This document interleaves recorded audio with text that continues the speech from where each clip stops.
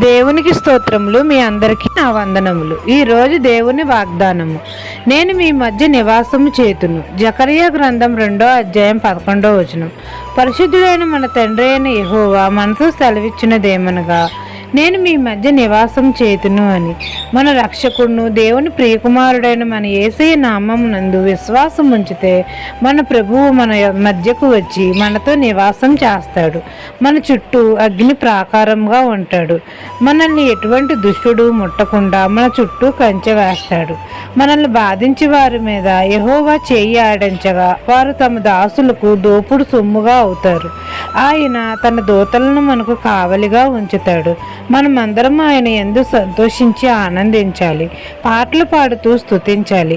మనందరి కొరకు మన తండ్రి తన పరిశుద్ధ నివాసం వదిలి పాపులమైన మనందరి కొరకు రక్షించబడాలని, నిత్య జీవం పొందాలని మన ప్రభువు మన